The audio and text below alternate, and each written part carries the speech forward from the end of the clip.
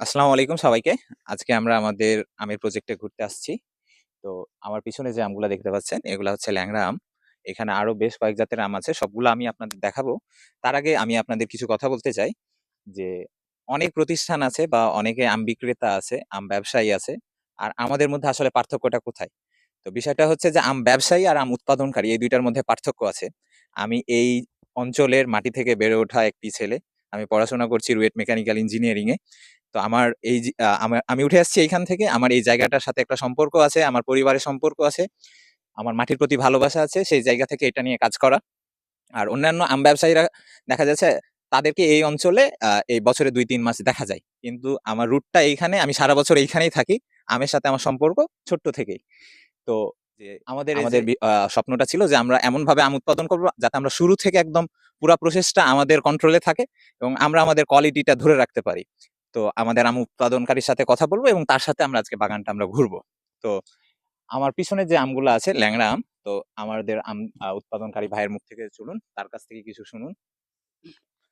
তো এই ল্যাংড়া আমটা অলরেডি মনে হয় পাকা শুরু হয়ে গেছে। হ্যাঁ, তো এই গাছটার কত পার্সেন্ট আম পেকেছে? এই গাছটার প্রায় 20% আম অলরেডি পেকে গেছে। আচ্ছা, আমাদের একটা বিশেষত্ব আছে। আমরা যখন একটা গাছের 25% আম পেকে যায়, তখন আমরা এই গাছটা আম পুরো পরিপক্ক হয়েছে বলে ধরে নিই এবং তখন এই আমগুলা ডেলিভারি করে থাকি। তো আচ্ছা, এই গাছ থেকে কি আপনি সব আম পাঠাবেন? না, এখান থেকে এই গাছ থেকে বাছাইকৃত এ গ্রেডের যে আমটা একদম ফ্রেশ আচ্ছা, এবং একটু যদি ভালো। আমরা তুলনামূলক দেখি যে এইখানে ২ টা আম আছে, একটু ক্লোজ এই যে ২ টা আমের মধ্যে আপনারা দেখলেই বুঝতে পারবেন কোন আমটা আপনার ভালো লাগবে আর কোন আমটা ভালো লাগবে না। তাহলে আমরা এই আমটি পাঠাবো না। না, আমরা এই আমগুলা পাঠাবো। জি। আচ্ছা। আর এখানে আর কি জাতের আম আছে আমাদের? আমাদের এই ফুক্টোজার প্রজেক্টে প্রায় ৬ রকম আম আমি উৎপাদন করেছি ফুক্টোজার পরিবারের পক্ষ থেকে। আচ্ছা, তো এখানে আম আছে হিমসাগর, যেটা চাপাই জিআই পণ্য। জি, ল্যাংড়া আম আছে, জি। Banana mango. আচ্ছা, বানানা ম্যাঙ্গো একটা অনেক ফেমাস আম। চলুন আমরা ওই আমটার গাছটা যাই। ওইখানে আমরা যেয়ে একটু যদি দেখি। আচ্ছা, আমরা এখন বানানা ম্যাঙ্গোর গাছের নিচে দাঁড়িয়ে আছি। এখানে আমগুলা ফ্রুট ব্যাগ করা আছে। আচ্ছা, এই আমের ফ্রুট ব্যাগ গুলা কতদিন আগে করা হয়েছিল? প্রায় ৪৫ দিন আগে। ৪৫ দিন আগে। জি। ব্যানানা ম্যাঙ্গো, এই আমটার নাম ব্যানানা ম্যাঙ্গো এই কারণে এটা দেখতে, আর এটা অনেকে হয়তো ভাবতে পারেন যে এটা ফ্লেভার হয়তো কলার মতো হইতে পারে, কিন্তু আসলে ফ্লেভার আমের মতোই, জাস্ট এটা দেখতে ব্যানানার মতো, সেই জন্য এটাকে ব্যানানা ম্যাঙ্গো বলা হয়ে থাকে। আমটা দেখতেও অনেক সুন্দর। আচ্ছা, ব্যানানা ম্যাঙ্গোর বিষয়ে কিছু বলেন। এই ব্যানানা ম্যাঙ্গো কি পাকা শুরু করেছে? ব্যানানা ম্যাঙ্গো সবেমাত্র পাকা শুরু আচ্ছা, করেছে এবং খুবই সবেমাত্র অল্প পাকা পরিমাণে। শুরু করেছে।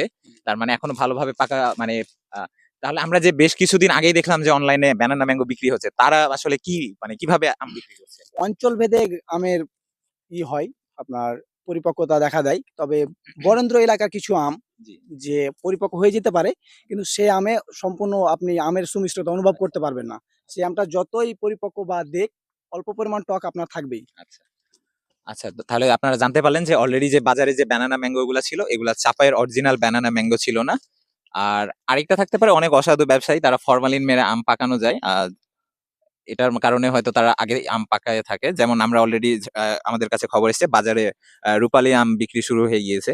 তবে বিশ্বাস করেন যে রূপালী আম এখনো পাকেনি। আমাদের নিজের আমের প্রজেক্টে এখন পর্যন্ত একটাই রূপালী আমও আমরা পাকা দেখতে পাইনি। তো আর এইখানে আমাদের কি আম দেখাতে পারি দর্শকদের?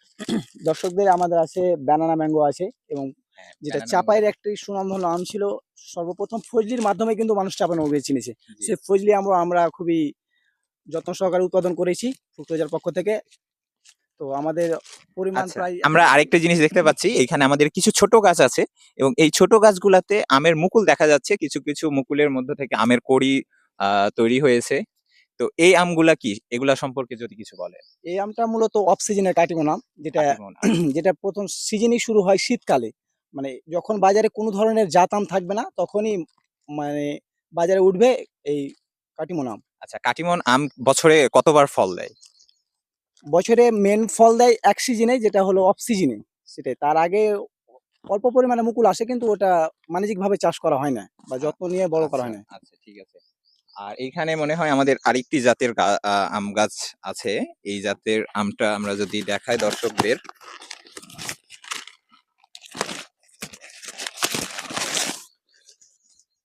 আচ্ছা, এটা কোন ধরনের আম? এটা কোন জাতের আম? এটি একটি হাইব্রিড জাতের বাড়িফোর আম। বাড়িফোর আম। হুম।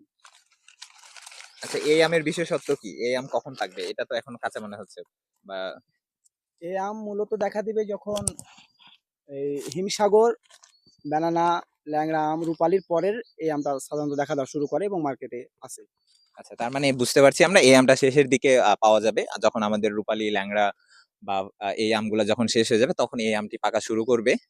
তো আমাদের এখানে আপনাদের প্রায় 5 ধরনের আম দেখালাম। আর আরো একটি আম গাছ আছে আমাদের পিছন দিকে, সেটা ফজলি আম।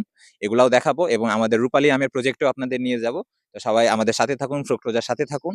আর বাগান থেকে সরাসরি আম নিতে, ফ্রেশ আম নিতে, এ গ্রেডের আম নিতে অবশ্যই আমাদের থেকে আম অর্ডার করবেন আমাদের ফোন নাম্বারে অথবা আমাদের ওয়েবসাইটে।